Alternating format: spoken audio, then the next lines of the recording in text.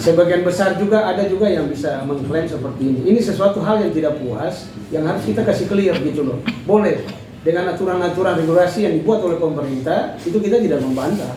Tapi cara oknum-oknum yang ada ini, mari kita lihat di dalam ini cara pergerakan mereka ini seperti apa.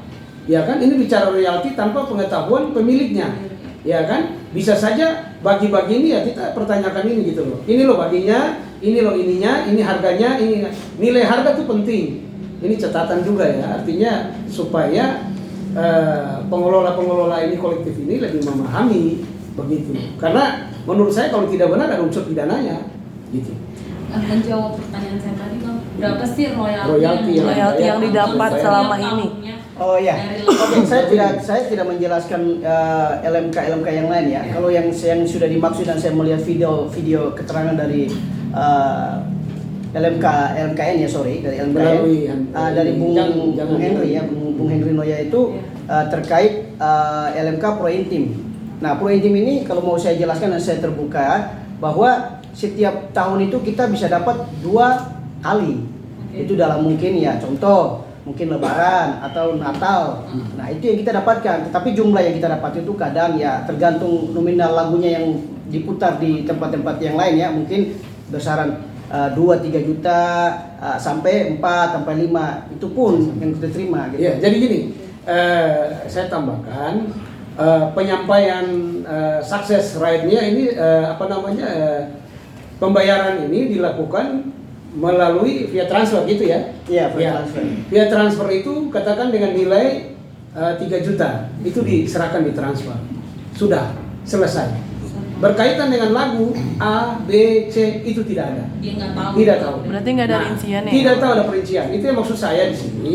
Pengelola dia memberikan voice lagu ini sudah diam, tenang duduk manis, saya mengurusi gitu. Nah, dia tidak tahu nih lagunya ini, yang satu lagu ini apa, yang lagunya apa. Sementara Usman Hitu ini bukan 5 lagu yang dia buat. Dia bikin lagu ini mungkin sudah ratusan gitu loh. Dia ada penyanyi, ada dia pencipta, sehingga lagu itu harus dipenuhi kejelasan gitu loh. Kalau 1 tahun diterima 2 kali, 3 juta lagu yang mana? Kalau cuma bicara kepala Usman Hitu saja, berarti harganya kan 3 juta. Kan bukan dia lagunya, ini lihat namanya. Itu yang maksud saya diterangin agar supaya penyanyi atau pencipta ini Usman itu dia bisa puas gitu loh. Kalau menggamblangkan sudah dibayar, kan begitu. Kita bicara bukti fakta. Kalau ada pembuktian sebagai anggota, mari kita duduk. Terus pembayaran nih Usman, ini lagu A, lagu B, lagu C, dan ditambahkan lagi paling bagus ini bekerja sama dengan mana saja gitu kan. Ujungnya ini kan akhirnya nama brand Ayu Ting Ting ini kan kena, karena kita nggak mau tahu adanya ketemu barang bukti kan di situ. Nah, harus dijelaskan lagu ini dipakai di karaoke A, B, C, D, C dan sebagainya. Ini kan kita ketemu cuma di Depok, tapi kita sudah telusuri juga Ayu Ting Ting cabangnya di mana-mana ada juga, karena itu distribusi dari pusat mewakili 5 cabang itu ada. Itu. Nah, makanya dari itu pembayaran semua kita sudah lihat, buktinya sudah ditransfer, tapi melalui Pro Indotimur Prointim yang membawai LKN ya. Nah, jadi seperti itu. Nah, kita sudah melihat bukti pembayaran, tapi mohon dijelaskan gitu aja. Mungkin apa pesan yang mau disampaikan ini kan kalau kita melihat kan dalam artian kasarnya mencuri hak cipta seseorang. Ya, dia mau bikin komersil tanpa izin, berarti mencuri dong. Apa pesan untuk Ayu atau ya? Iya. Ini pesan saya melalui somasi kami. Sebaiknya ada tanggapan yang baik.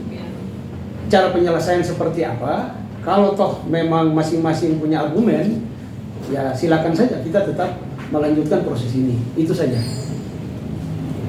Oke, mungkin dari Bang Usman sebagai yang punya. Jangan ngomong. Ya nggak apa-apa, curahkan aja. Mungkin kesalahannya lagunya diputar secara tidak izin di satu karaoke yang artisnya namanya sangat besar di Indonesia. Mungkin apa yang bisa? Kalau saya sih jujur ya, saya memang